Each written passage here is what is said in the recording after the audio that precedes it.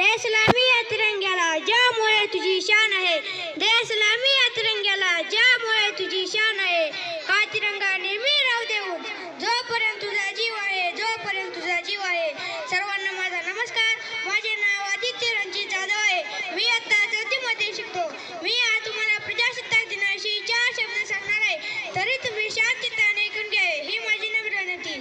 देशासाठी आपल्या जीवाची बाजी लावणाऱ्या थोर महापुरुषांना प्रथमतः वंदन करतो आणि माझ्या भाषणाला सुरुवात करतो. मित्रांनो, आज आपण प्रजासत्ताक दिन साजरा करण्यासाठी एकत्र जमलो आहोत.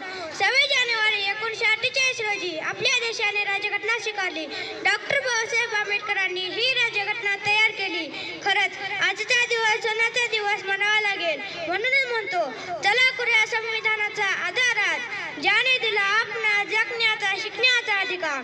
संविधान आहे म्हणूनच आज वेगवेगळ्या जाती धर्माचे, वेगवेगळ्या भाषा बोलणारे लोक सुखा समाधानाने राहत आहेत. विविधतेत एकता आहे आमची शान, विविधतेत एकता आहे आमची शान. म्हणूनच आहे आमचा भारत देश मान, म्हणूनच आहे आमचा भारत देश मान. शेवटी तिरंगी ध्वजाला वंदन करणे मी माझे भाषण संपवतो. जय हिंद, जय भारत.